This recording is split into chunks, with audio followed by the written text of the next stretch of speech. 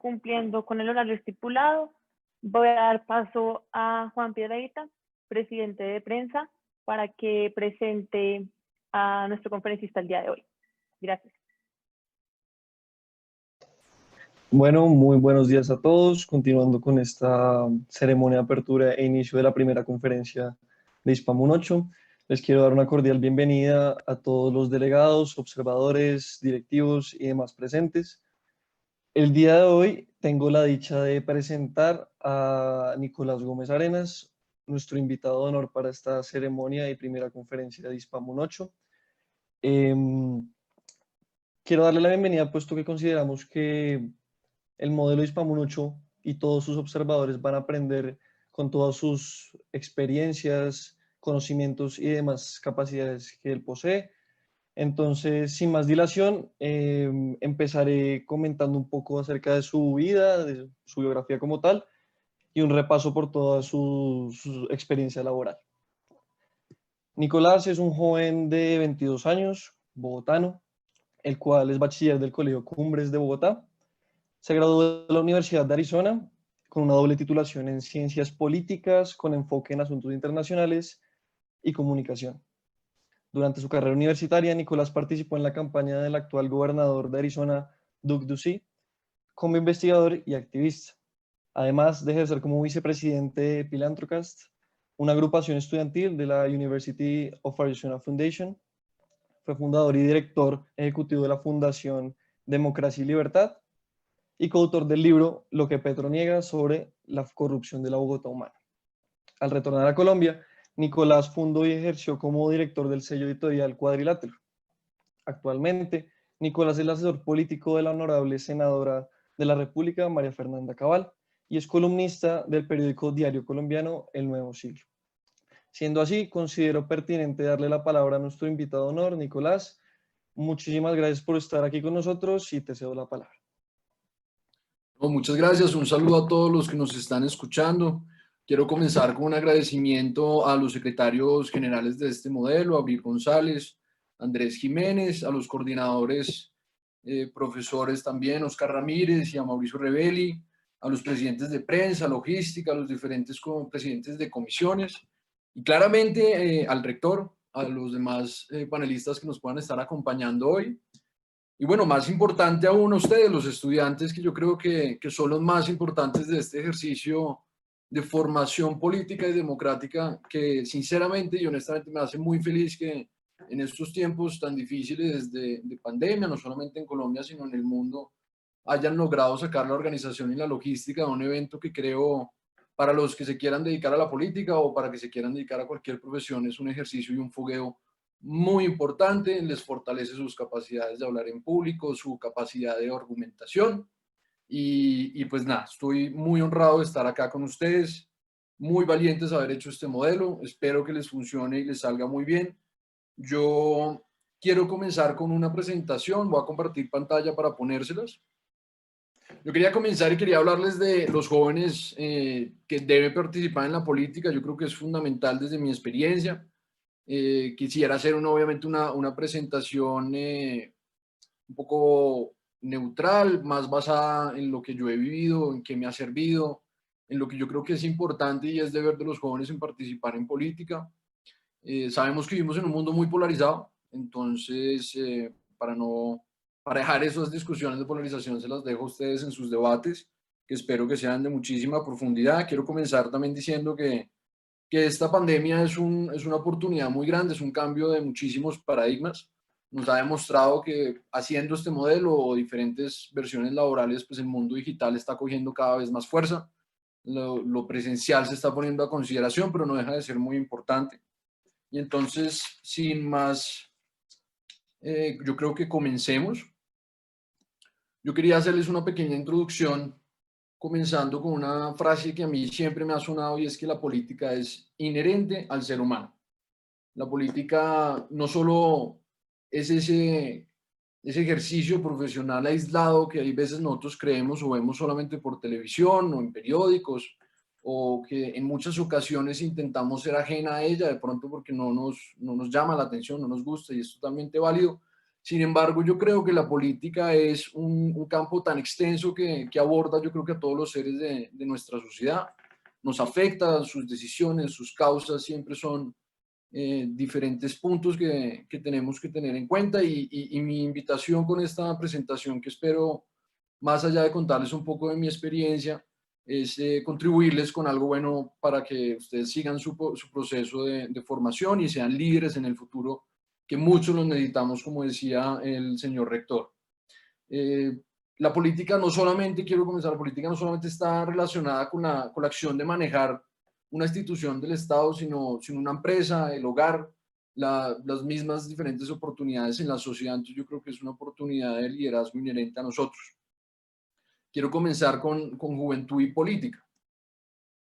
La juventud y la política hoy en día la hemos visto, yo creo que un poco más participativa. De pronto es una frase un poco cliché para la mayoría de ustedes que la comenzó a hacer muy famosa Gandhi, que se llama "Nuestro futuro depende de lo que hagamos en el presente".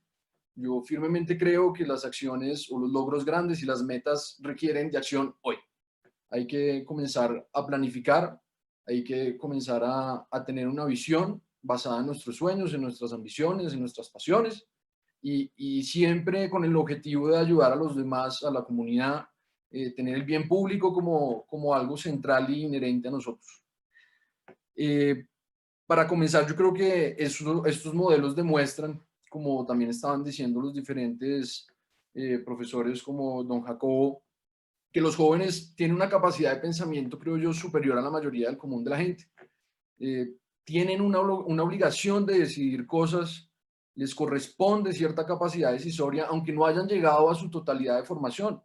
Yo creo que en el mundo moderno no hay derecho a congelar las energías de la juventud sin un grave perjuicio al desarrollo colombiano y al del mundo. Entonces, creo que la renovación, las ideas nuevas que nos pueden llevar a esos objetivos un poco más de igualdad, de cerrar la brecha de desigualdad, por ejemplo, en nuestro país, que es bastante triste, bastante mala durante varios años, también para reducir la pobreza, dar oportunidades laborales, brindar un poco más de riqueza y desarrollo a los demás de la sociedad e intentar hacer una sociedad mucho más equitativa. Continuemos, yo creo que si no somos nosotros, entonces ¿quién? Tenemos que pasar un poco más allá de la lógica de que nosotros eventualmente somos la generación que va a recibir estas problemáticas que vienen de mucho tiempo atrás, algunas y otras han comenzado a salir, como la del COVID que estamos viviendo hoy en día. Nuestra generación va a ser inevitablemente responsable y va a ser quien esté encargada de resolver estas problemáticas o por lo menos aliviar la mayoría de ellas, pero sin embargo yo creo que tenemos una gran oportunidad de hacerlo. Esta globalización, esta interconexión, este auge de tecnología en el cual vivimos y muchos de ustedes, incluyendo a mí, crecimos, nos permite traer las herramientas y nos permite traer un acceso al conocimiento casi infinito en las redes sociales. Solamente falta, como coloquialmente dicen, preguntarle al tío Google si no sabes algo. Y creo que no hay excusa para continuar nuestra curiosidad, para buscar soluciones a estas problemáticas que tanto aquejan a nuestra sociedad. Claro, no hay que prenderse todo, pero yo creo que es una oportunidad muy emocionante. Yo creo que entre todo ese negativismo, nihilismo y a veces catastrofismo que muchos nos intentan rodear o nos critican a nuestra generación, yo creo que estamos viviendo un tiempo muy emocionante con muchísimas oportunidades donde los jóvenes pueden ocupar unos espacios muy importantes y que la tecnología y la economía de mercado y el desarrollo nos van a ayudar a solucionar las grandes problemáticas que enfrenta hoy el mundo y nuestro país en especial. Quisiera pasar entonces a el más serio quehacer de la existencia. Hay veces, sobre todo en las últimas décadas, no quiero echarle la culpa a ninguna generación, pero hemos comenzado a tener una imagen de la política muy mala. Creemos que la política se ha corrompido, que la política es solamente unos grupos élites, igual ajenos a nosotros, pero que gozan y carecen de muy poca seriedad y de vocación a servicio hacia los demás, y van a atender unas agendas individuales en esos grandes cúmulos de poder, por ejemplo, en el Congreso o en el Ejecutivo o en las ramas judiciales.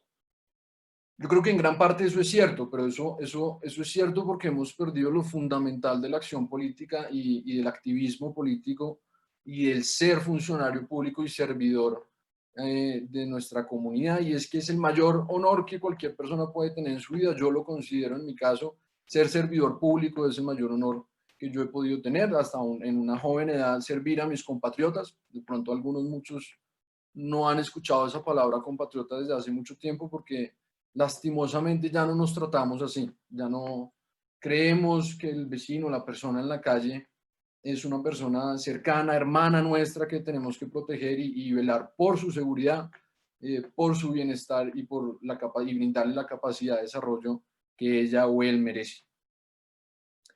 Y la juventud es, creo yo, una fuerza que ha sido desaprovechada, desacreditada. Siempre el mayor argumento es que no tenemos experiencia, no sabemos de qué estamos hablando, faltamos de criterio, de formación, de algunas veces de visión, y yo creo que eso en muchos casos puede llegar a ser cierto, pero no es un estigma que nos merezcamos. Como les dije, los jóvenes tenemos la capacidad de ser creativos, de ser audaces, de tener energía, de tener esperanza, aún que a medida de que uno va pasando los años comienza inevitable a perder. Pregúntenle a sus papás, a sus abuelos, a los mismos profesores, el mundo cada vez se está poniendo más difícil. A medida que uno va creciendo, más desafíos, más complejidades, más la sociedad exige de uno.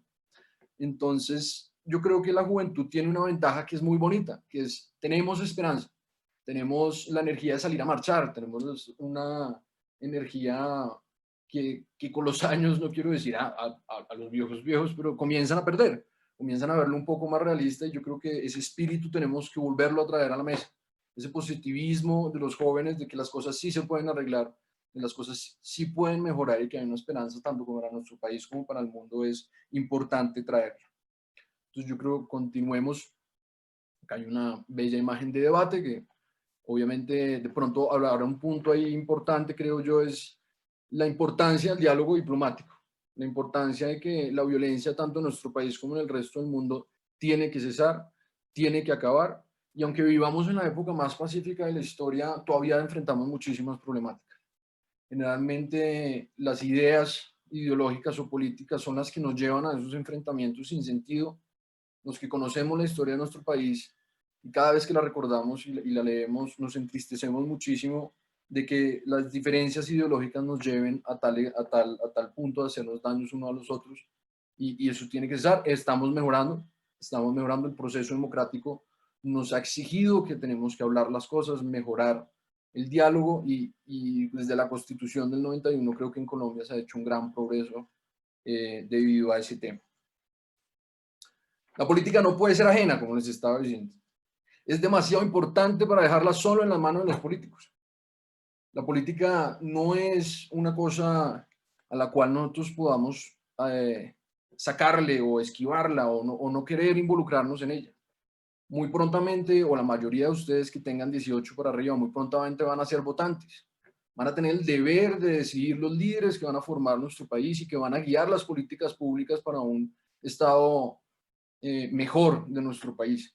Entonces, uno a veces se queja mucho de que los políticos roban, de que los políticos no hicieron, prometen muchas cosas y no terminan ejecutando la mayoría de lo que prometen en campaña. Eso sí es un mal político de toda la vida, diría yo, pero aún así es responsabilidad nuestra, y yo creo que con esta presentación quiero mostrarles que con mi experiencia haciendo activismo desde la universidad, desde mucho más joven en el colegio, haciendo modelos como estos, no hay que esperar la necesidad de ser electo senador o representante o primer ministro o presidente para poder realmente hacer un cambio significativo para nuestra sociedad y ayudar a solucionar problemáticas, a abrir el diálogo, a traer ideas, a traer innovación.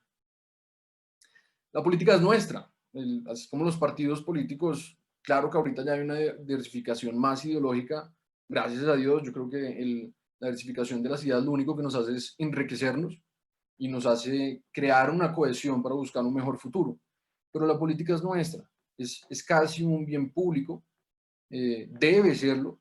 Ojalá los personalismos en los partidos o las agendas individuales no existieran, ojalá nosotros seamos la generación que lo cambie, nosotros seamos la generación para Colombia que vuelva a traer el fundamento más grande que debe tener todo servidor público y persona que es electa a un cargo popular, que es servir a la ciudadanía, servir al país, desinteresadamente a todos, de abajo hacia arriba, y traer las oportunidades más equitativas.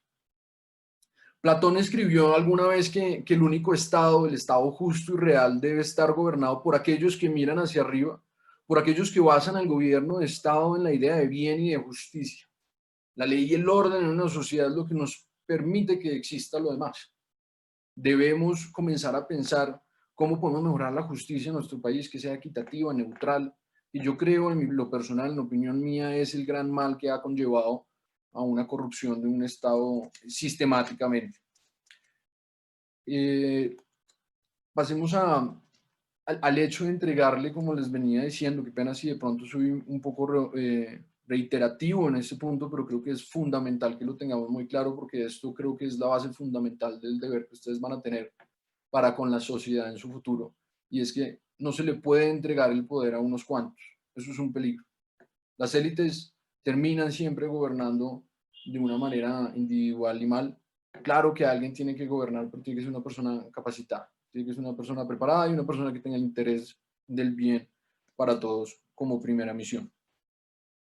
Como les decía, yo soy servidor público, he conocido cómo funciona la mecánica del Congreso de la República desde adentro, he conocido la cantidad de intereses, de problemáticas que aquejan a nuestro país, y aún así, aunque sea siendo difícil, creo que sigue siendo un honor, y los invito a que conozcan de pronto o que se den la oportunidad de conocer un camino profesional en la vida pública.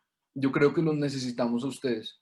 Necesitamos que los jóvenes no se vayan del país, que no todos se vayan al sector privado, aunque están libres de hacerlo, pero que de pronto cojan amor o cojan experiencia y por medio de los directivos de este modelo me pueden contactar, y yo soy más que feliz de invitarlos al Congreso para que conozcan cómo funciona nuestra democracia, y es una invitación formal a que vean de pronto una posibilidad de una vida como servidor público. La juventud tiene que ser naturalmente inconforme. Nos deben molestar las cosas que no funcionan. Nos debe molestar no encontrar soluciones. Debemos ser reformistas. Debemos buscar mejorías graduales a sistemas que de pronto no están funcionando, pero que los podemos hacer mejores. Tenemos que ser heterodoxos. Tenemos que estar no siempre en desacuerdo con todos los principios de doctrina, pero sí tenemos que preguntarnos y hacer nuestro propio pensamiento individual, no copiar una ideología o un discurso que nosotros no entendamos a profundidad, sino armar nuestra propia posición con respecto a la realidad.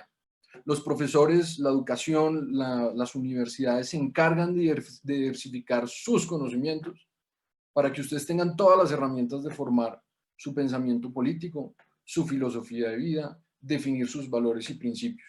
Me parece que es extremadamente importante que ustedes como jóvenes siempre se pregunten. Hay una frase que creo que la puse ahorita más adelante, que se las voy a mostrar, que es: cuando te encuentres con toda la mayoría es momento de parar y reflexionar.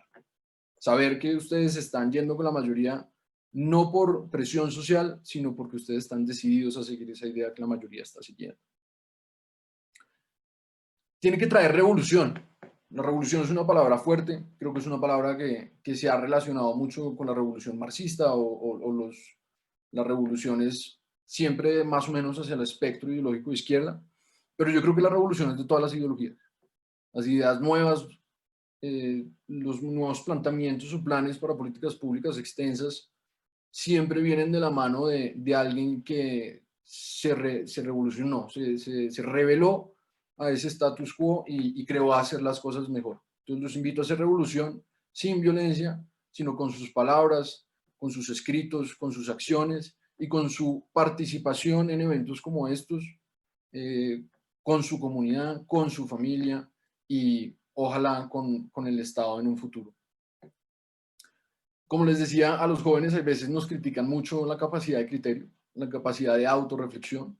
Por eso yo quería dejar ese pedazo ahí, que yo creo que ya lo describí un poco muy bien en las últimas diapositivas, en donde los invito a formar su criterio, a leer, a preguntarle a sus profesores, a ser curiosos y buscar que el pensamiento superficial no sea lo que los guíe. Acá les tengo dos frases que a mí me parecen fundamentales. La primera es: la dignidad de una generación consiste en emplear su propio criterio para el discernimiento de lo heredado, defendiendo e impulsando, mejorando todo lo sensato y sabio y disminuyendo en lo posible lo torcido y lo maligno. No todo lo que nos heredan nuestros antepasados es malo. Hay que aprender a discernir, hay que aprender a ver la historia, analizar qué ha funcionado y qué no ha funcionado y qué podemos usar para hacer un mejor futuro. No hay que acabar con todas las instituciones que se nos han heredado o los modelos que se nos han heredado para volver a reconstruir todo de nuevo. Hay veces hay que construir sobre lo construido y aprender que la mayoría de los sistemas que hoy por lo menos sostienen a la civilización occidental y a la mayoría del mundo son sistemas exitosos, no perfectos, exitosos, y creo que su director tiene mucha razón en decir que hay mucha desigualdad en muchos campos, pero que esto se puede mejorar. Creo que nosotros lo podemos mejorar. Acá hay otra frase que me parece muy buena, que se las había dicho ahorita, que es: siempre que te encuentres del lado de la mayoría, es hora de pausar y hacer una reflexión. Quiero hablarles un poco de cómo hacerlo. De pronto, uno cuando es joven tiene otras misiones o tiene otras cosas más llamativas, como fiestas, deportes, lecturas, no necesariamente de temas filosóficos o políticos, pero pues les quiero contar un poco cómo ha sido mi proceso, cómo yo he llegado a encontrar una pasión, a encontrar un sentido, por lo menos a mis próximos 3, 5 años. Y me ha llenado mucho, pero ha sido un camino difícil porque es inevitable que de pronto hay veces un poco más fácil con edad, con experiencia, con los títulos o con un cargo de elección popular hacer unos cambios más trascendentales, pero yo me impuse nunca dejar que mis acciones sean ligadas o llevadas a esa premisa de que si yo no soy senador, si no soy representante, no soy concejal de mi ciudad, no puedo hacer nada. Entonces decidí hacer bastantes emprendimientos que yo creo que al final se los voy a explicar, voy a hablar un poco más de eso, cómo se pueden ustedes relacionar de pronto, vincular con estas organizaciones que a mi corta vida he logrado establecer y ahí van. ¿Cómo hacerlo? Lo primero es, todo es un proceso en la vida. Yo sé que con el auge de la tecnología y con nuestra misma impotencia de juventud de quererlo todo ya, todo rápido, en la vida todo toma tiempo y todo necesita, para un objetivo grande, un objetivo a largo plazo, un objetivo complejo, necesita tomar acción el día de hoy, organizarse y proyectarse con unas metas importantes que ustedes puedan comenzar a ir alcanzando y comenzar a ir formando. Yo también siempre recomiendo rodearse de personas que sueñan, personas que hacen, personas que saben. No hay que haya nada malo con los amigos que tengan hoy en día, pero intenten buscar personas de pronto un poco mayores o de su misma edad que los lleven a un nivel mayor de exigencia. Eso siempre me ha ayudado a mí. He aprendido muchísimo de amigos de personas que son de mi edad, mayores, menores, en diferentes contextos, diferentes profesiones. Creo que es importante siempre rodearse de gente que ustedes creen que los va a llevar a ese objetivo de persona como quieran verse en años por venir. Lo primero de todo es la disciplina. De pronto igual también es cliché, de pronto espero no sea aburrido escuchar otra vez de que hay que tener disciplina, de pronto es algo ya que todo el mundo sabe, pero la disciplina es necesaria para poder tener constancia, para poder progresar y traer esas ideas que pueden cambiar el mundo, no necesariamente desde el ámbito político, desde el ámbito empresarial, desde el ámbito social, literario, deportes, todo necesita disciplina. Es necesaria para alcanzar las metas. No hay meta grande que no se pueda alcanzar sin disciplina y tampoco que se pueda mantener. La disciplina requiere de hábitos buenos todos los días, hábitos donde ustedes estén autoeducando, autoexigiéndose, pensando, que es una cosa que es muy difícil. Sentarse a pensar no es algo muy fácil y creo que es la herramienta más poderosa que ustedes como jóvenes pueden tener. Y es cuestión de formar, es como ir al gimnasio, no es algo que uno tenga por providencia, sino que es algo que nosotros tenemos que formar. Nos permite la organización. A medida que ustedes vayan saliendo para la promoción que ya está a punto de graduarse o los que están a veras de graduarse y posiblemente cuando ya se encuentren en un ámbito universitario o profesional, si no hay disciplina no se van a poder organizar. La vida cada vez se está volviendo más compleja. Cada vez se requiere más nivel de formación, más nivel de lo que llaman background, de capacidades acumuladas que puedan tener. Y eso requiere tener unas rutinas, eso requiere tener una organización, y creo que la disciplina es la herramienta para eso. Los invito a leer los libros que puedan cogerse, puedan agarrar y leer sobre disciplina, pueden hablar con sus mentores, con sus profesores, con sus amigos, y creo que es una de las virtudes más grandes del ser humano. Como dije, las acciones grandes, los milagros, que yo creo que desde la perspectiva de la política, lograr una política pública buena, que sea buena, eso es un milagro, requiere disciplina. La disciplina tiene el potencial de crear milagros, requiere acción desde el primer día. El estudio. Ahorita hay muchas personas, muchos pensamientos que dicen que no es necesario ir a la universidad, o que con el colegio yo puedo sacar otras oportunidades que son totalmente válidas. Son totalmente válidas. Ahorita lo que nos demuestra el mundo es que hay cantidad de capacidades, oportunidades laborales en las cuales ustedes no necesitan obligatoriamente un título universitario. Sin embargo, para carreras como el derecho, la ingeniería, la medicina, la política, sí son necesarias, y yo les recomendaría precisamente ir a la universidad. Por favor, tengan ese título, les abre muchísimas más oportunidades. Y no necesariamente necesitan dedicarse a su futura carrera que eligieron. Pueden ser versátiles, pueden combinarlas, ahorita se pueden hacer hasta 3 programas, pueden hacer maestrías. Yo personalmente estoy a veras de candidato a una maestría en los Andes para seguir formándome, para seguir creciendo y seguir robusteciendo esos conocimientos que yo creo en un futuro van a favorecer a nuestra sociedad. Comencemos por el hecho de que el estudiante no se prepara siempre para ser estudiante toda la vida. Como les decía, la educación diversifica sus conocimientos, los amplía, les da una visión más grande del mundo, les da profundidad en temas, les ayuda a modificar su curiosidad y les ayuda a crear hábitos de investigación que son sumamente importantes. Y estos conocimientos y esta diversificación de los mismos es para enfrentar una realidad tarde o temprano. Tarde o temprano tienen que salir de la universidad, del colegio, de su zona de confort, a enfrentar una realidad que, no les voy a mentir, es dura, es difícil. La vida es muy difícil, la realidad que estamos viviendo en nuestro país es muy difícil, y tienen que prepararse para ello. Tienen que prepararse para ella, no dejarse desanimar, no dejarse llevar por ese negativismo y nihilismo que siempre nos intenta meter a los jóvenes, sino verlo con esperanza. Ahorita, aunque no me lo crean, y con todos los problemas que tenemos, y es difícil verlo con esta situación que estamos viendo, el COVID-19, estamos en el mejor momento de la humanidad. Mejor reducción de pobreza. Hemos logrado sacar vacunas, la tecnología cada día va volando. No sé si vieron el despegue de lo de SpaceX, es lo que demuestra la capacidad humana.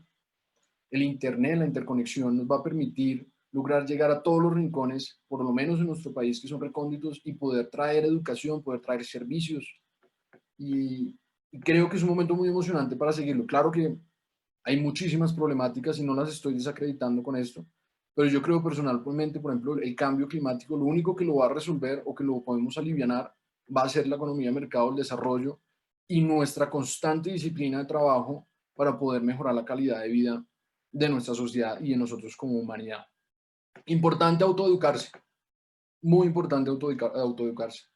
Los conocimientos que brinda el colegio o que brinda la universidad, que ojalá sean objetivos para que ustedes puedan formar su propia ideología y su propia posición ante la vida, es un proceso elemental que todos tenemos que tener, pero nunca puede parar su capacidad de autoeducarse, de leer, de ser curiosos y de ir un poco más allá. Acá hay un filósofo muy apreciado para mí, que se llama Carl Gustav Jung. Tu visión te vendrá más claramente cuando mires dentro de tu corazón. Aquel que mira afuera sueña, quien mira hacia adentro despierta. Y al final, al cabo, ustedes tienen que estar bien, tienen que tener su cuarto organizado, como diría Jordan Peterson, para poder salir a colaborar y ser un miembro productivo de su sociedad. La acción. Hay veces con las redes, aunque nos ha facilitado que nuestra voz se escuche, y que tenga muchísimo más alcance a nivel mundial, nos quedamos mucho en la palabra, nos quedamos mucho en la retórica, en la hermenéutica, nos quedamos volando en pensamientos y nunca pensamos en cómo podríamos hacer una acción. Y eso yo creo que es lo más importante que necesitamos hacer como jóvenes para nosotros mismos poder hacernos un espacio dentro del mundo de los adultos y de los profesionales, es ser pragmáticos. No con violencia, no con destruir todo, sino por los medios, por los mismos procesos, así como les estaba diciendo que la vida es un proceso, por los mismos procesos que la democracia exige, que no son perfectos, pero que eventualmente nos llegarán a hacer alguna iniciativa o algún cambio pragmático para nuestra comunidad. Debemos fijar un objetivo. En la vida no se puede ir andando sin un objetivo. Ese objetivo se puede discriminar en muchísimos metas y diferentes aristas, pero tienen que tener un objetivo. No lo tienen que tener ya, pero búsquenlo, búsquenlo, que eso les dará sentido, les dará responsabilidad, les dará energía y pasión hacia ese objetivo que ustedes quieran llegar. Lo más importante en la vida es que ustedes elijan un camino profesional que los llene, que lo que ustedes hagan día a día los emocione, que se despierten 5 minutos antes porque van a ir a hacer ese trabajo y porque van a ir a de pronto cambiar el mundo. Nadie lo sabe, pero aún así eso toma tiempo. Aquí yo les tengo una frase de Winston Churchill, a mí me gusta tener muchas frases. ¿Tienes enemigos? Bien. Eso significa que alguna vez has luchado por alguna cosa en tu vida. Qué pena, ahí hay un error.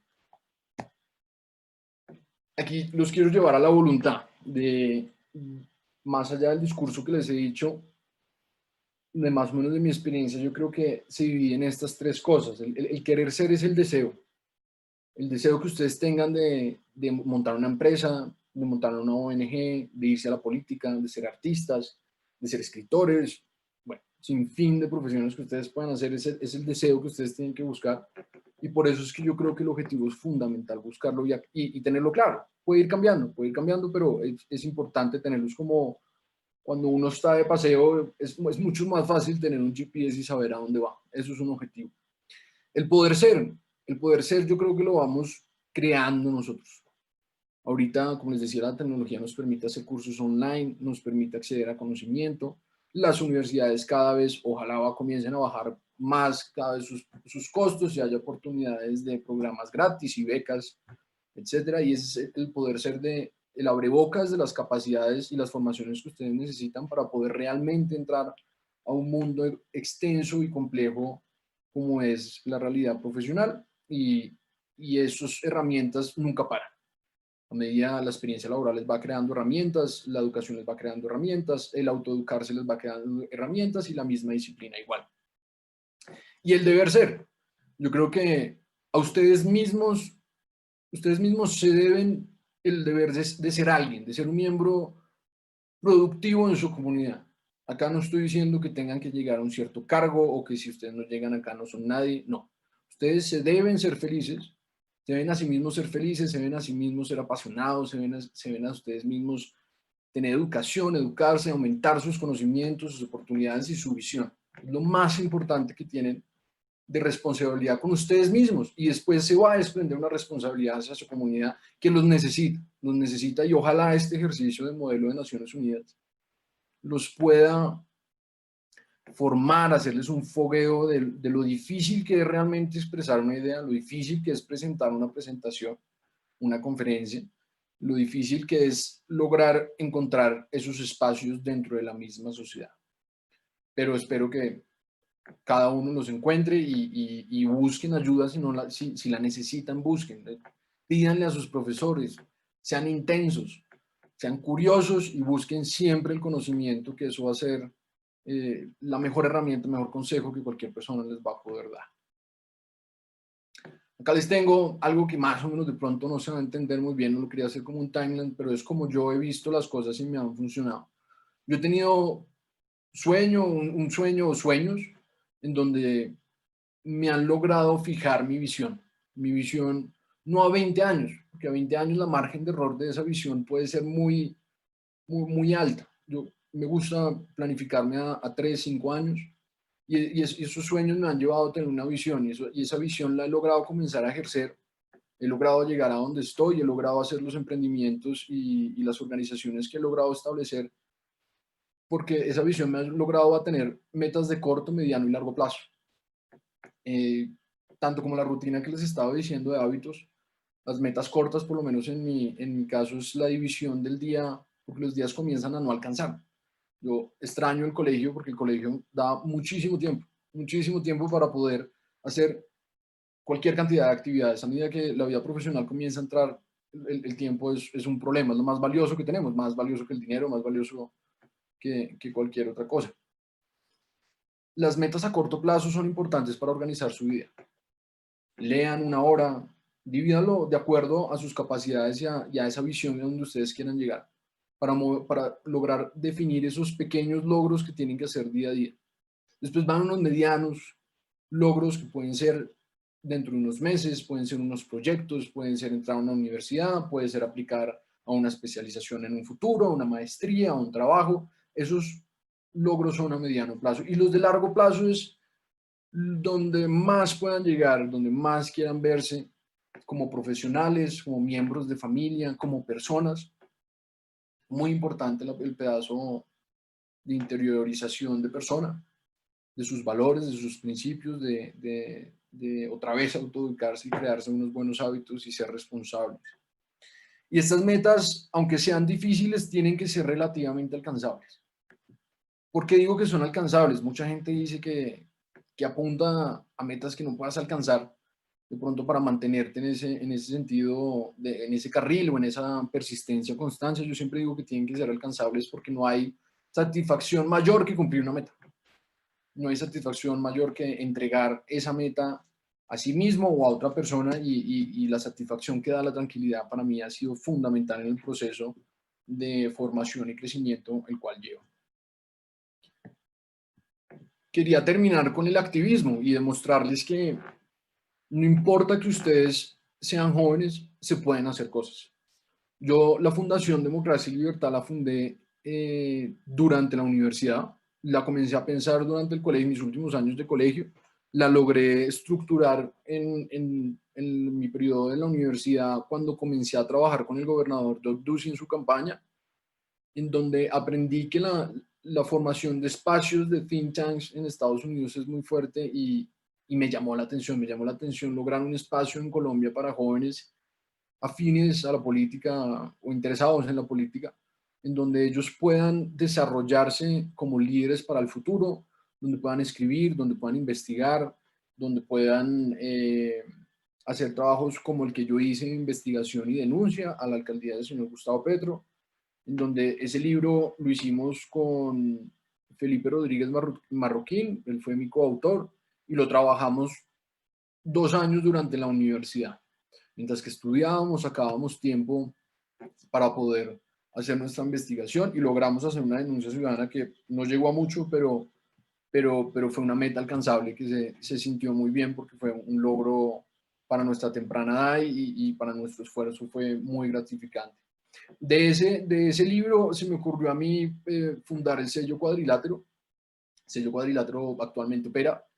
Tenemos varios proyectos, unos más grandes que otros, unos más relevantes que otros, pero sirve como el órgano editorial de la organización, de la fundación, y la idea es lograr fondos para que los mismos jóvenes publiquen sus trabajos investigativos, sus columnas, nos pueden seguir en redes, sobre todo la fundación, y ahí pueden ver todo el ejercicio que nosotros estamos llevando para lograr involucrar más a los jóvenes en la política, porque creemos que es un deber, tanto nosotros que ya estamos involucrados, traer a más jóvenes hacia la política y enseñarles que sí se pueden cambiar las cosas, que no todo es malo, que el status quo como tal o la corrupción, la violencia, el narcotráfico, la pobreza, la desigualdad, sí se pueden cambiar.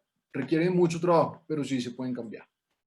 Y en definitiva, creo que fue poco tiempo, pero ya esto sería lo que yo tengo de presentación. Les había comentado a los directores, a los secretarios generales que quería dejar un espacio para preguntas, entonces están más que bienvenidas. Yo voy a dejar de compartir pantalla y así podría ver qué preguntas están haciendo. No sé si Abril podría moderar si hay alguna pregunta. Sí, vamos a dar 5 minutos para que pregunten lo que quieran. Mi celular también está habilitado. he recibido varias a mi celular, así que me pueden ir escribiendo. Y en 5 minutos vamos con las preguntas. Bueno, vamos a empezar porque a pesar de que llegan más y más preguntas cada vez, pues para continuar. Lo primero, felicitarte. Tengo muchísimos mensajes de admiración, de respeto, así que creo que fue una charla muy productiva. La primera pregunta es polémica y es larga. Entonces, como se podrán imaginar, trata sobre la senadora María Fernanda Cabal y sobre el porte legal de armas que propuso. Me mandaron mensajes de que, pues, teniendo en cuenta que viste en Estados Unidos, que conoces la problemática, que eres colombiano y por tanto sabes cómo funciona aquí la violencia, etcétera. Entonces la pregunta sería, pues, ¿tú qué piensas al ser su asesor político y pues sí, como parte de un partido conservador, por así decirlo? Perfecto, voy a aclarar porque sé que lo están grabando, entonces esto va a ser opinión personal mía, fuera de mi facultad como asesor político de la senadora. Entenderán que yo no puedo hablar en nombre de una congresista de la República. Yo meramente asesoro en políticas públicas y de coyuntura. Esto sería una opinión, para que quede claro en la grabación, solamente mía, no representa las ideas de la senadora. Entonces, podría responderla desde esa perspectiva si le funciona a la persona. Sí, está perfecto. Perfecto. Yo creo que en el tema de armas es un tema muy polémico, de pronto también muy desde los Estados Unidos se puede visualizar gracias a los medios de comunicación que con los shootings hay unos problemas. Siempre yo creo que en lo personal sería lo ideal que los ciudadanos no tengan que hacer uso de un arma de porte personal. Sin embargo, en Colombia tenemos una realidad muy diferente. Tenemos un Estado que es incapaz de cumplir su misión constitucional de proteger a los colombianos. Tenemos un problema de que tenemos más de 3 millones de armas ilegales y hechizas a manos de los criminales. Las personas que cometen crímenes en Colombia no le piden permiso al Estado. Y la gente, los ciudadanos de bien, los ciudadanos que sí obedecen toda la ley y nunca han cometido un delito, están a la merced de los criminales. De pronto los cascos urbanos, esta noción no se ve tanto, pero vaya usted a pagar con nómina en efectivo en el Bajo Magdalena una nómina laboral, donde ni la presencia del Estado ni el de la fuerza pública es presencial. Eso sí es un problema. Y para recordarles que lo que dice la senadora, vuelvo y recuerdo, esto es opinión mía, y como yo también lo veo, en el decreto 2535 de 1993 se estipula un proceso y protocolos de regulación muy extenso para poder sacar un permiso de porte de armas, y tiene que ser de manera excepcional el ciudadano colombiano que lo requiera, donde su seguridad y la incapacidad del Estado de proveerla tenga como necesidad la herramienta de un arma, de un porte de arma. Estas armas vienen con los proyectiles todos registrados ante el Estado, toda la información del arma viene registrada ante el Estado y no se le da a cualquiera, pasa por una revisión, creo que si no estoy mal ahorita, por entre 6 personas, entre el jefe del distrito militar, del cantón militar, el jefe de las Fuerzas Armadas, no el jefe de las Fuerzas Armadas, sino un general encargado de este tipo dentro de los militares. Entonces yo creo que este problema no es tanto de legalizar el porte de armas y armar al país como se cree, como muchos equivocadamente opinadores de opinión, opinadores periodistas, qué pena, intentan ponerlo como si se quisiera armar al Estado colombiano, y no es cierto.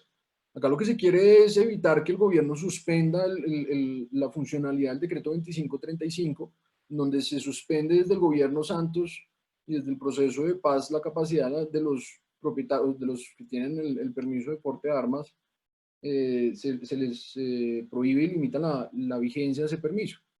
Personas que han hecho un proceso de 6 meses para sacar ese permiso y que realmente requieren y no tienen los recursos para contratar un esquema de seguridad, una compañía de seguridad para protegerlos.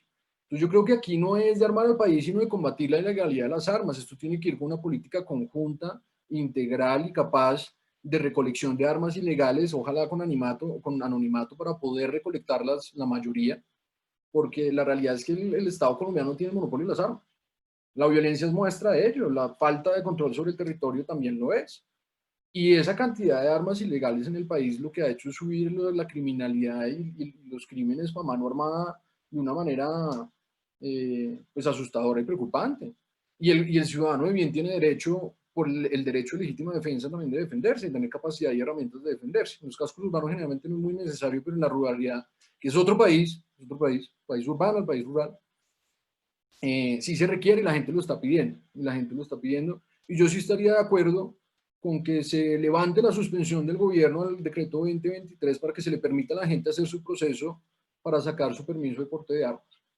Yo creo que esa sería la respuesta o mi posición ante el tema de armas, porque es bastante complejo. No sé si quieren hacer una contrapregunta ahí.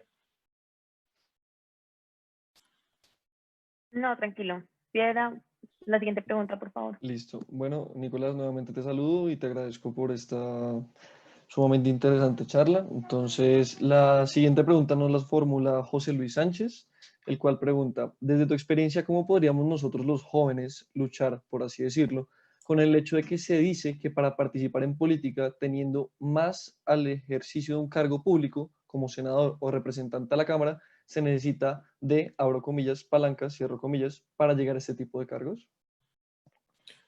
Yo creo que él tiene una visión muy acertada y es que la política en Colombia ha dejado de ser una política de opinión. La política se ha vuelto una política de compromisos y de cómplices. La política colombiana perdió su centro, como lo venía diciendo, de servir al ciudadano y servir al bien común, sino se ha vuelto de personalismos y individualismos que están llevando a la política colombiana a un punto casi de no return, dirían los gringos.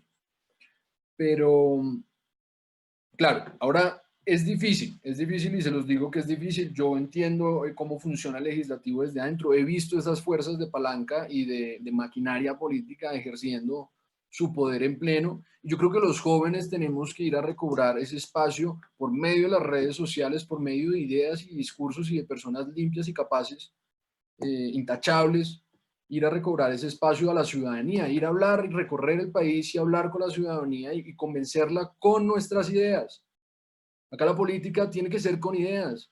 Vean los topes del Consejo Nacional Electoral para las elecciones, por ejemplo, de una alcaldía que tenga un censo electoral de más de 5 millones de habitantes, el candidato puede gastarse hasta 4.000 millones de pesos más lo que no registra. Entonces la política no se ha vuelto de que si el candidato es bueno o no, sino la política se ha vuelto si el candidato tiene la suficiente plata para comprar el puesto o para llegar con la suficiente publicidad a ese puesto de elección popular. Y yo creo que las ideas tienen que ser el centro de nuestro discurso como jóvenes para poder llegar al poder. Tenemos que tener la ambición de poder.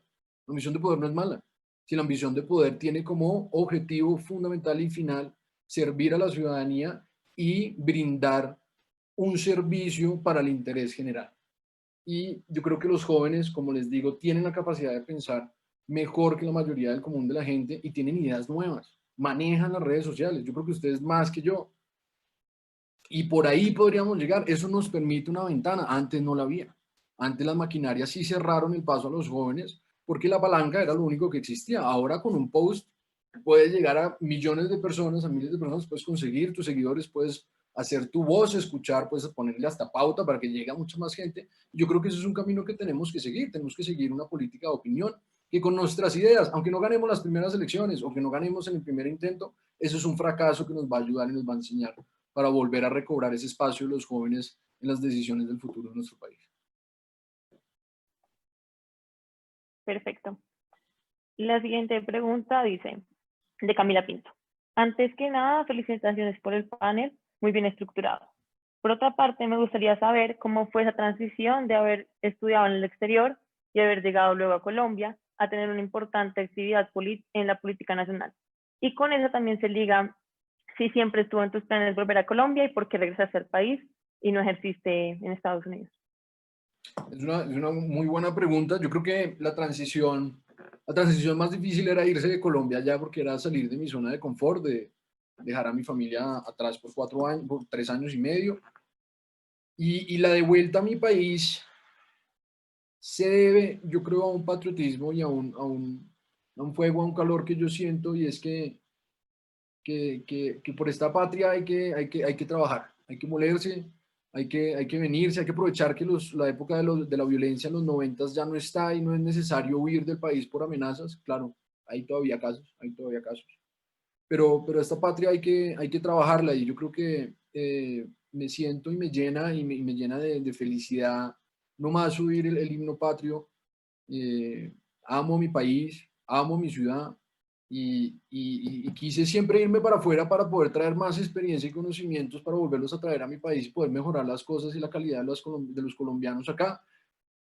Y siempre va a estar en la política, sea o no senador, sea o no concejal, sea o no presidente, sea o no ministro, o no termine siendo nadie, siempre va a estar pujando porque los colombianos tengan una vida más digna, las condiciones mejoren, que a los corruptos los metamos en la cárcel y que los violentos merezcan sus penas y no queden en la impunidad, como se está demostrando hoy en día con la justicia colombiana.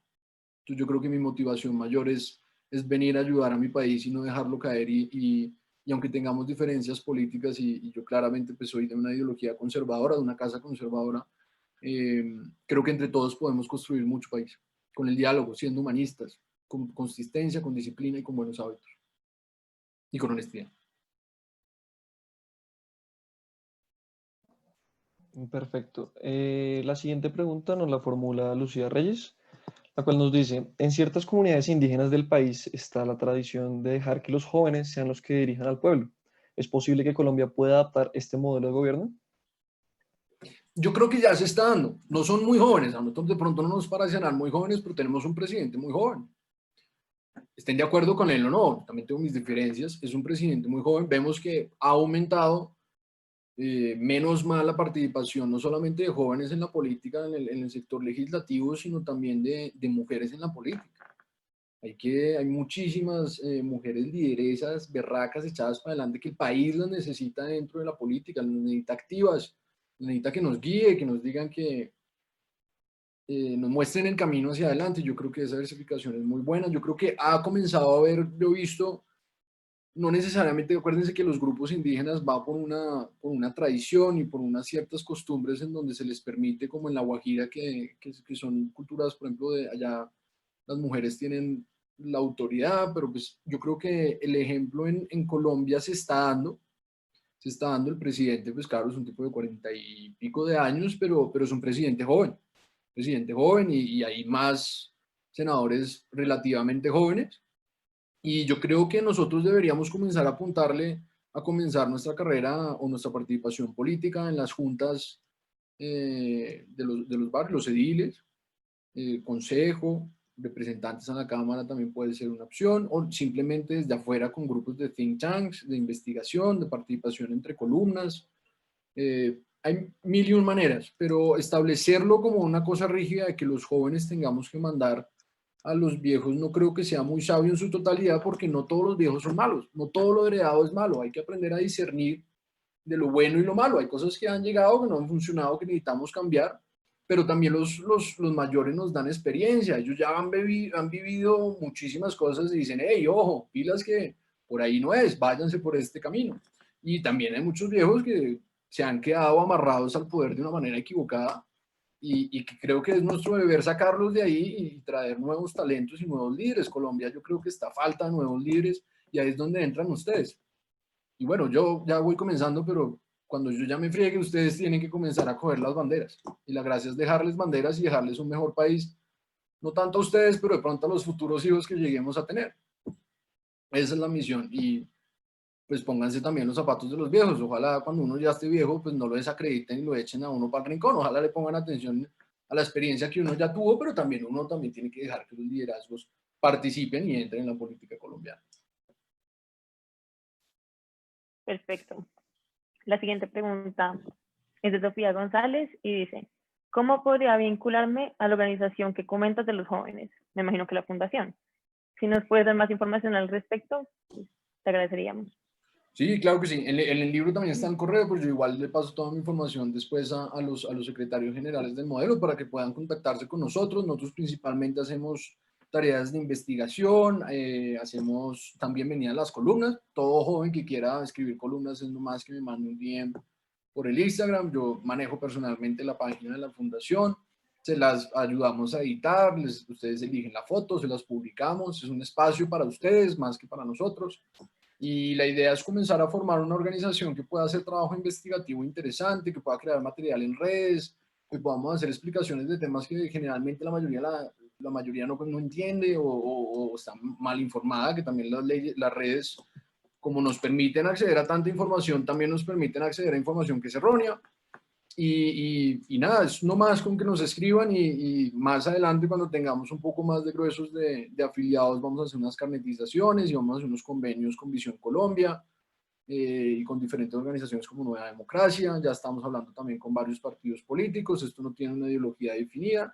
Esto es un centro investigativo y es un think tank como lo puede ser el Instituto de Ciencias Políticas. Perfecto. Ahora tenemos una pregunta anónima, la cual nos formulan, dice, como sabrás, las fake news hoy más que nunca abundan en las redes y demás. Entonces la pregunta va, ¿cómo se logra filtrar toda la información que sale a diario sobre la política en las redes sociales y en los medios de comunicación? ¿Y cómo logras llevarla? Desde la perspectiva de mi trabajo con la senadora, Sí, correcto. pues las redes tienen un problema de que creo que a nosotros nos ha pasado que inevitablemente con tanto contenido y con tanta interacción que tenemos, pues sin querer y siempre pedimos disculpas, pues compartimos de pronto informaciones que no son, que a veces son hasta chistosas, nos han mamado gallo. Yo creo que también la política, aunque sea el quehacer más serio, como les dije, también no hay que tomarse las cosas tampoco tan en serio. Yo creo que también nos hace falta un poco de humor, un poco de alegría dentro de esta difícil y seria profesión que a veces termina siendo muy aburridora. Pero nosotros manejamos las redes, que es difícil, tenemos un equipo grande, completo, pendiente, tanto de medios de comunicación como de redes independientes. Ustedes saben que hay personas en Twitter que tienen más seguidores que Semana.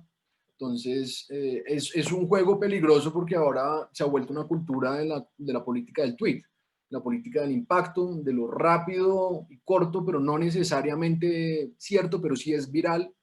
Entonces, la mayoría de los colombianos, tristemente, no leen mucho los índices de lectura en Colombia y como hemos visto, las pruebas PISA, pues, son lamentables.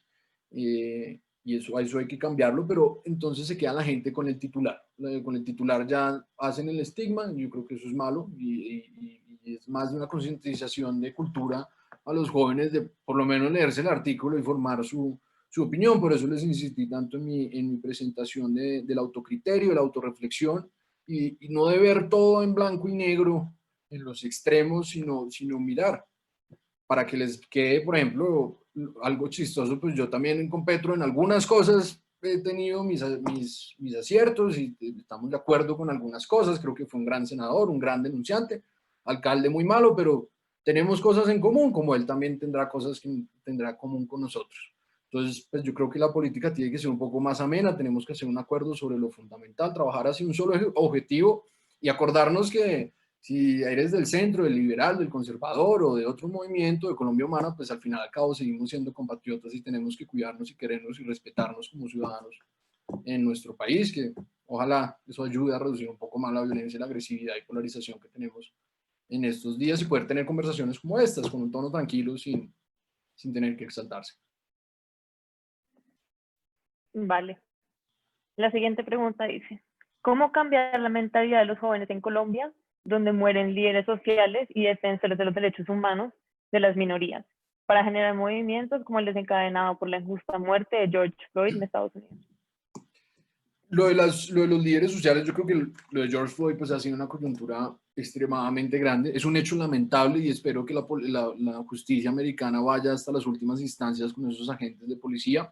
Sin embargo, no creo que sea una justificación el hecho de su muerte para hacer esos desmanes y esas protestas, como también nos ha pasado acá.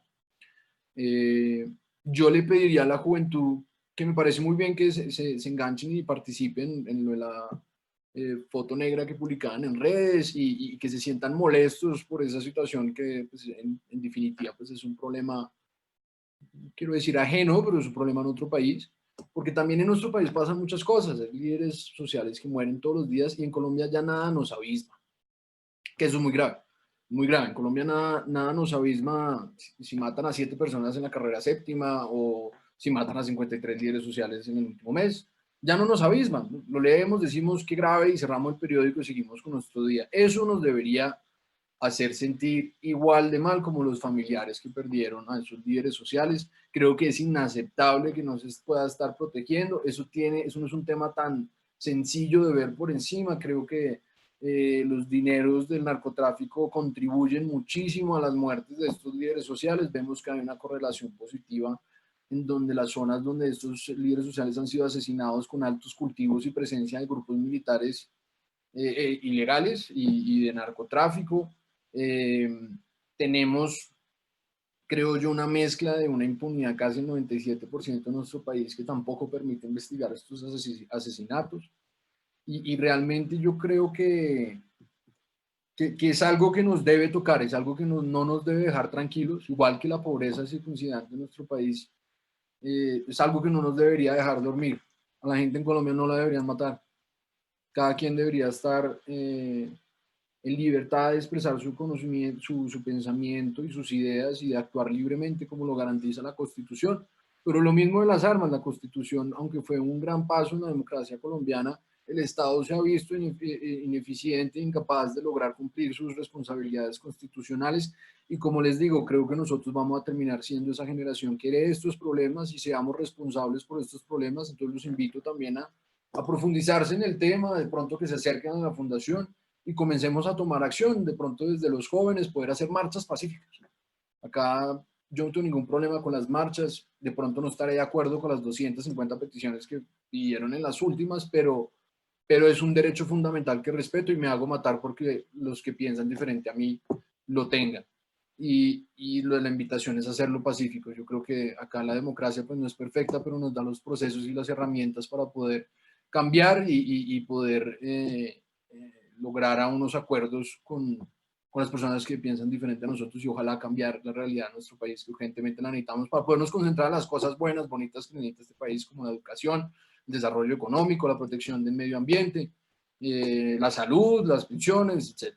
Y podamos dejar ese capítulo terrorífico de la violencia y el narcotráfico en Colombia atrás, pero sin impunidad. Excelente, listo. La siguiente pregunta dice, ¿qué tan factible crees que es hoy en día en la sociedad colombiana aportar a la misma y presentar soluciones a las problemáticas existentes sin la necesidad de involucrarse en la polarización que existe? Es decir, sin tener que formar parte de un bando en específico. Yo creo que eso es un sentimiento válido, que muchos intentan adoptar, lo que se llama el voto de opinión o la ideología de centro. Yo, sin embargo, creo firmemente que la vida uno tiene que tomar posiciones. Uno tiene que tomar posiciones respecto a los asuntos. Ser de centro aún así es tomar una decisión. Yo me acuerdo de una conversación muy grande que tuve con el director de la Cruz Roja en Ginebra una vez que estuve en un curso allá. Y pues saben que la Cruz Roja tiene una política de neutralidad, pero aún así yo creo que la neutralidad al frente de la injusticia es una posición adoptada.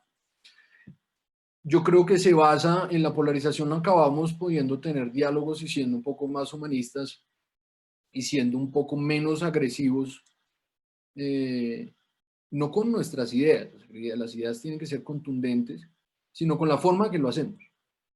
Y tenemos que tener un poco más de profundidad. La polarización se da a una gran superficialidad y de estigmas y de posturas que en su mayoría no son ciertas. No todos los de izquierda son malos, no todos los de derecha son malos. Y hay que buscar un consenso, hay que buscar un acuerdo sobre lo fundamental, hay que comenzar a empujar todos hacia un mismo lado. Hay unos temas que podemos diferenciar, pero para eso es lo bonito de la democracia, lograr consensos para poder avanzar. Eso es lo que no hemos podido lograr en este país. Acá el político de oposición, su labor cree que es ponerle palos en la rueda al que está en el gobierno. Y pues esa tampoco es la idea, tampoco hay que dejar que pasen cosas pues, nefastas que nosotros vayan en contra de nuestros valores y principios, pero tampoco hay que ser una fuerza política que solamente imponga y trabe y no permita el desarrollo del país. Entonces esa es la importancia que yo creo que la polarización se acaba es entendiendo que somos colombianos y entendiendo que hay unos puntos en los cuales todos estamos de acuerdo y que tenemos que empujar todos como una misma flecha hacia ese sentido. Y el tono y la forma es fundamental. Vale. La siguiente pregunta dice, ¿en algún momento has pensado en hacer una denuncia sobre el gobierno Uribe y las pruebas ligadas a él? Imagino que hace referencia a la denuncia ciudadana pues, que hiciste, pero Claro, es la pregunta que tenemos. yo creo que yo al presidente Uribe, desde mi perspectiva, sinceramente lo admiro mucho. Creo que fue una época que casi no me toca a mí, no me tocó a mí, menos les fue a tocar a ustedes. Entonces, de pronto, por eso es que no tienen presente lo que era este país recibiendo el gobierno de Ernesto Samper, el nivel de violencia y catástrofe que tenía esta nación, donde la guerrilla estaba a puertas de entrar a Bogotá. Recuerden que Uribe fue posesionado con un roquetazo al mismo palacio. Y yo creo que es un gran pilar de la democracia colombiana. Fue un gran presidente. Yo creo que de los políticos más representativos, sin lugar a dudas, estés de acuerdo o no estés de acuerdo, es de los que tiene más representatividad y ha logrado grandes cosas. Recuperó el control del territorio nacional. Y pues como en la guerra o en los conflictos siempre vienen cualquier cantidad de problemas. Y eso no es ideal, nunca lo va a ser. Y yo creo y defiendo al presidente Uribe en muchas cosas. Sé que ha cometido errores, como todos podemos llegar a cometer errores. Hay unas investigaciones presentes en la Corte que, como yo siempre he dicho, como tanto yo pido que investiguen al señor Petro, si se tiene que investigar al señor Uribe, también se tiene que investigar al señor Uribe. Y si se quiere investigar a Pepito Pérez, también se tiene que investigar a Pepito Pérez. Pero lo importante ahí es que la justicia tiene que ser neutral y objetiva, lo cual yo sí no veo garantías ni siquiera para el señor Gustavo Petro o para el señor Uribe con la actualidad de las Cortes, lo que yo creo que va a terminar siendo una dictadura de Cortes en Colombia. Y creo que la justicia está corrompida, ahí sí mucho más que el legislativo, en favores impersonalismos que son muy peligrosos para nuestra democracia, como nos lo puede representar Guatemala, que ahorita está pasando unos momentos muy duros con la reelección ilegal e indebida de la Corte Suprema allá. Entonces yo creo que acá en Colombia el que tenga una indagación o el que haya cometido o se crea que haya cometido un delito tiene que ser investigado, pero tienen que recordar que en el derecho hay una cosa fundamental que es la presunción de inocencia. Se le tiene que demostrar a la persona que no es inocente. No puede uno comenzar un juicio entrando de que él es culpable. La presunción de inocencia es para todos. Entonces, ahí sí es trabajo de la Corte y yo creo que el presidente ha sido muy respetuoso con cualquier decisión de la Corte. Y podríamos hacer un debate por horas, yo creo que 3 horas más hablando sobre Uribe, pero pues más o menos esa es mi postura. Yo creo que la justicia tiene que operar para igual, para todos. Y Juan, dame un momento y pregunto otra cosa que va ligada a esto que acaba de decir Nicolás, que dice que si la demanda de Uribe es persecución política o censura, desde tu punto de vista. ¿Cuál de todas? La última, la que se le abrió hace poquito, me imagino, que hace referencia a esa. Sí, tiene que tener en cuenta que esos dos políticos que lideran la polarización en nuestro país de lado y lado, por así decirlo, los dos grandes líderes de política en Colombia son ellos dos. Yo no creo que sea, vean cómo decimos esto para no meternos en problemas. Yo no creo que sea válido, es válido, la Corte ya ratificó que es válido un correo anónimo donde se presenten las pruebas y se tenga que abrir una indagación. Sin embargo, creo que esas peleas se tienen que dar de frentes y yo creo que a nivel de varios políticos de nuestro país de diferentes ideologías sí han habido persecución, sí han habido montaje, desde mucho antes, pues desde la época de los narcos, pues lo de Álvaro Gómez nunca tampoco se ha resuelto, lo de Galán casi tampoco. Muchos asesinatos a lo largo del país también se están diluyendo en ese sifón sin fondo de la justicia colombiana. Y yo creo que si uno hace una denuncia de ese tipo, pues debería mostrar la cara, pero pues igual se entiende que hay unos riesgos de seguridad que pues son inevitables de pronto por grupos que no son manejados por el señor presidente, pero que se hacen llamar a nombre de él sus acciones. Yo creo que las peleas se tienen que dar de frente, pero pues sí, la Corte pues tendrá la última palabra en investigar y como les dije, las indagaciones si se abren pues se tienen que abrir y pues para eso está la justicia, para ir a juicio y decir, mire, yo soy inocente o la Corte dirá eres culpable y pues bueno, vas para la cárcel. Ese es el orden, como les dije, la ley y el orden es lo que permite el resto de las cosas en nuestra sociedad. Perfecto. La siguiente pregunta es un poco extensa y creo que es sumamente controversial. Dice, Como bien se sabe, la política y las revoluciones deben ser meramente ideológicas. Sin embargo, movimientos como las FARC, ELN y M-19 nacieron por la injusticia y corrupción mostradas por la clase política aristócrata oligarca. Posteriormente se realiza un cambio de la Constitución y se legaliza la creación de demás partidos. Sin embargo, la misma corrupción sigue presente y se denota en el actual mandato de Duque y el Centro Democrático. Por lo cual me surge la siguiente pregunta. ¿Lo mejor no sería realizar una purga de raíz y hacer una revolución violenta para mejorar realmente la calidad de vida de las clases trabajadoras? Es una pregunta bien elaborada, bien por la pregunta. Yo no creo en esos procesos. Yo soy una persona democrática. Yo creo que la revolución, como la plantea él, es un mecanismo que ha perdido su contextualización social casi en la sociedad o ideológica porque se ha convertido en una experiencia. Porque la revolución marxista se ha convertido en una experiencia que ya hemos visto que ha fracasado, lleva a unos niveles de violencia extremadamente altos.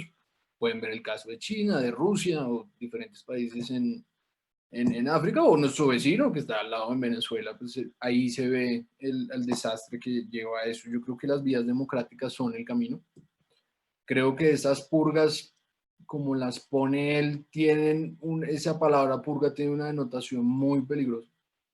Puede llevar a masacres y a persecuciones políticas antidemocráticas, y aunque yo entiendo más o menos y siento la pasión efervescente de quien hizo esa pregunta, hay que leer un poco más en contexto histórico y los precedentes a lo que lleva a eso.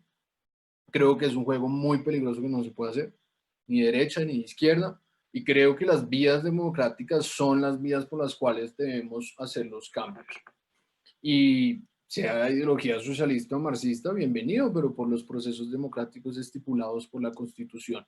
Con respecto a los grupos armados, creo que su revolución nunca llegó a nada más que a unos niveles de violencia extraordinarios, a una corrupción del ideal casi desde el comienzo de su creación como organizaciones criminales con la vinculación de narcotráfico, el cual no creo que sea un delito conexo, no creo que sea un delito político conexo, ni sea justificable como el secuestro, ni creo que uno puede coger las armas por amor, ni creo que la violencia justifique en ningún pedazo la imposición de una ideología política a los demás.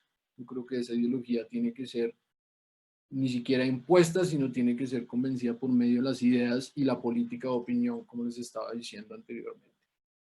Y invito a esa persona que de pronto analice y cambie un poco esa perspectiva y vea que muchas revoluciones de derecha y de izquierda se han logrado a lo largo de la historia por medio del proceso democrático sin tantos muertos. Ojalá sin ningún muerto.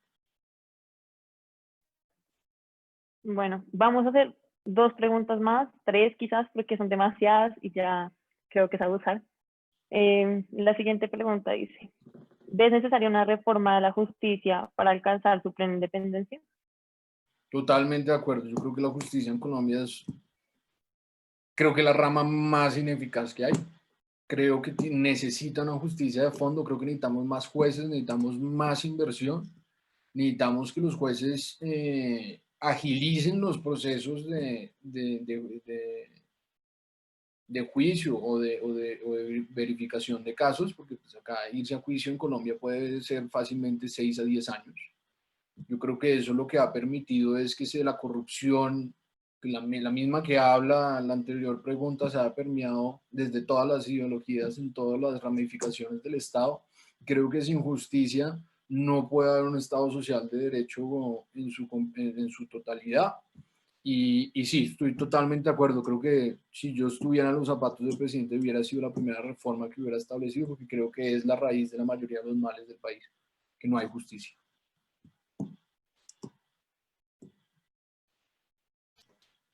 Listo. La siguiente pregunta dice, al vivir en un país donde los jóvenes solo son escuchados por los jóvenes, es muy difícil que el resto acepte nuestras opiniones, porque no tenemos la suficiente experiencia, aunque a veces seamos los que más nos informamos en la actualidad.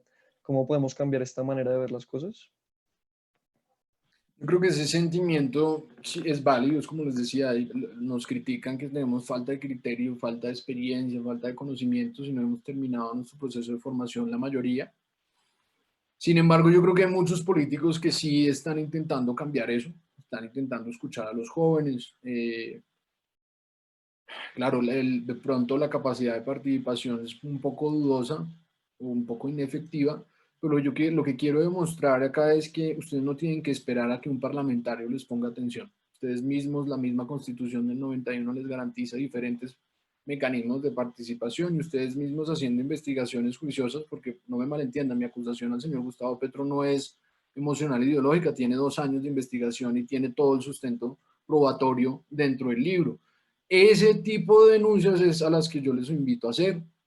Ese tipo de explicaciones de sus posturas yo creo que es lo que ustedes todos deberían buscar. Y eso les permite una entrada a la política como tal y les da experiencia, les da criterio, les da credibilidad. Y yo creo que muchos de los medios han sido muy receptivos en aceptar a jóvenes que vengan con esos trabajos investigativos eh, trabajos investigativos o denuncias o exposición de ideologías en diferentes debates. Estos foros que yo felicito al colegio de ustedes por lograrlo, porque entendiblemente muchos de pronto sí, muchos otros colegios de pronto lo cancelaron. Estos foros son también, sirven para poder expresar esas opiniones y también por medio del colegio de ustedes pueden buscar que sus voces sean escuchadas, la institución puede ponerse detrás de ustedes con algunas propuestas que sean acordes o que hayan podido discutir con su director, como poder hacer campañas sobre el ambiente, poder mejorar la comunidad, poder ir al Congreso, poder ir a hacer audiencias públicas. Yo les puedo ayudar a coordinar con el legislativo. Hay muchas maneras de participar. Ustedes, el problema es que hay que trabajar y hay que tomar acción y hay que ser pragmáticos. Pero las hay como para participar. Ojalá fueran más, pero estamos trabajando para que se puedan dar esos espacios. Perfecto. 2 preguntas más y acabamos. ¿Alguna vez has tenido que trabajar en contra de tus ideales? No, para nada. Yo creo que los ideales y los valores de cada uno tienen que ser la columna vertebral de su accionar. En el momento que ustedes traicionen sus principios y valores, que también es entendible siendo uno joven de pronto no tenerlos muy claros, pero entonces esa sería la primera tarea de buscarlos. En ese momento se corrompe el espíritu humano, en mi opinión. Yo prefiero que me despidan, prefiero que no me vuelvan a hablar, prefiero que me metan a la cárcel, prefiero inclusive, como ha pasado en mi familia, que nos maten, pero yo no altero mis principios y valores y tampoco ejecuto a nombre de nadie una cosa que es inmoral de principio. Y eso tiene que ser la directriz que yo le recomendaría a todos. Obren de acuerdo a su moral, su conciencia, sus principios, con honestidad y con amor. Listo. La siguiente pregunta nos la hace Catalina García. Nos comenta cuál es la meta en la carrera política y qué cambios harías. Es un Mi meta poco a política. futuro. Sí, correcto. No, pues ahorita es difícil. Yo ahorita estoy formándome, estoy trabajando en el legislativo, aprendiendo muchísimo, aconsejando en todas las políticas que pueda, hago formulaciones de proyectos de ley desde cero, manejo los trámites dentro del mismo legislativo. Estoy muy activo haciendo estos foros y conversatorios con con varios institutos. Estoy intentando buscar entrada también en varios medios, estoy haciendo mis columnas. Ojalá para prepararme posiblemente para una futura candidatura, de pronto al Consejo, de pronto a la Cámara, porque yo creo que desde un puesto de elección popular puedo ayudar a cambiar, aunque sea una o dos cosas que realmente le mejoren la vida a los colombianos. Y ojalá buscar y crear puentes, sobre todo para que la juventud pueda participar en la política colombiana y comiencen a interesarse por ella, se apropien de ella, la cuiden, saquen a patadas a aquellos que son corruptos y que le hacen daño y que sigamos protegiendo a nuestro país porque este país es grandioso y hay que amarlo y hay que cuidarlo y hay que trabajar por él. Bueno, ¿Quieren Nicolás, muchas una pregunta gracias. más o ya tienen que decir? No, pues hay una pregunta, pero me parece que no viene el caso. Es demasiado polémica. No No, sé si ponla, quieras ponla. responderla. La última. Bueno, está bien. A ver, en referencia a últimos pasos judiciales que se presentaron en la Corte, ¿por qué hay personas que apoyando a María Fernanda Cabal y siendo parte de su equipo están condenados por compra de votos y ella queda completamente impune frente a esto? Esa persona creo que no ha leído el fallo de la fiscalía en donde el fiscal mismo se retracta y da un veredicto donde la senadora no tuvo nada que ver con esa compra de votos. Esa compra de votos fue de unos personajes del Partido Conservador dentro de, creo que fue para un edil o para otro candidato, pero no tiene nada que ver con la senadora. Esa acusación se hizo en medios, lo mismo que volvemos a los titulares y a que la gente se queda con el titular y crea el estigma. Y la fiscalía, el fiscal hizo una pronunciación en la cual estaba difamando la dignidad de la honorable senadora y el fallo de la fiscalía demostró que no tiene nada que ver con eso. Entonces, pueden leer el fallo, pueden buscar el fallo, pueden meterse en nuestras redes, pueden escribir a nuestras redes y preguntar. Y cumplimos con todos los requerimientos de la ley y siempre estamos dispuestos a responderle a la ciudadanía todas sus preguntas, derechos de petición, etcétera. Todo lo que nosotros podamos ayudarle a los ciudadanos, pues lo estamos haciendo. Vale. Entonces, nada, te agradezco por aceptar la invitación, por tus palabras, por el amor que tienes a Colombia, por tu trabajo diario, por sacarnos el tiempo. Sé que estás lleno de cosas y pues nada, muchísimas gracias. No, perfecto. ¿Quieres decir Gracias. algo? No. Sí, gracias a ustedes. Espero que pues mis respuestas en la última parte vuelvo y reitero, por si acaso esto obviamente queda grabado y con lo coyunturales que somos nosotros seguro saldrá en algún punto. Estos fueron opiniones mías, no opiniones de la senadora. Esto fue como en calidad de ciudadano independiente, con mi libertad de expresión y pensamiento y desarrollo, y no representa ninguna posición exacta de la senadora.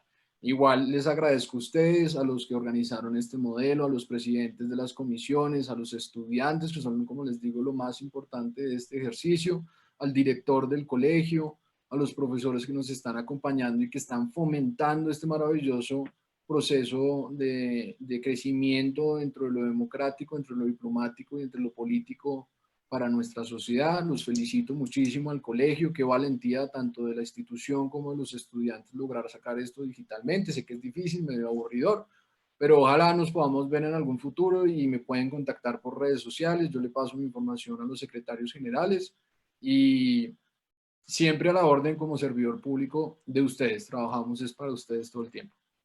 Un gusto, muchas gracias por tenerme, fue un honor. Espero que la hayan disfrutado, que no haya sido muy aburrida y de pronto no se queden con los estigmas polarizantes. El cambio requiere acción hoy. Perfecto. Bueno, nuevamente agradecerte por sacar este tiempo para nosotros, tanto para los delegados como para los observadores que pues, técnicamente no hacen parte del modelo.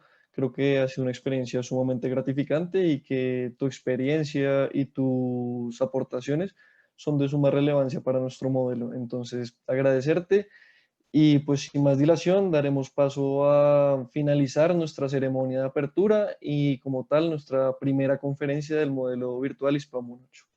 Perfecto, Catalina, hasta luego, que esté muy bien, mucha suerte con este modelo, que les salga todo muy bien. muchas gracias. Hasta luego. Gracias. Chao. Bueno, hola nuevamente. Les queremos agradecer a todos por conectarse y por ser partícipes de esta primera y gran conferencia de Nicolás.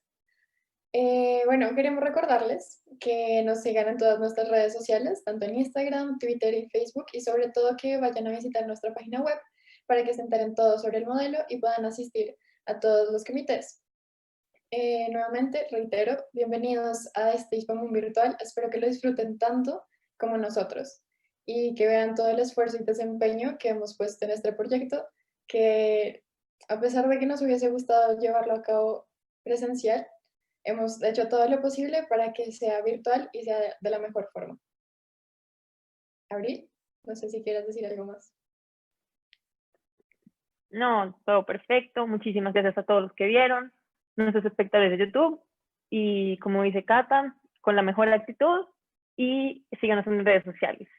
Y pues finalizada la apertura. Nos vemos el lunes, delegados.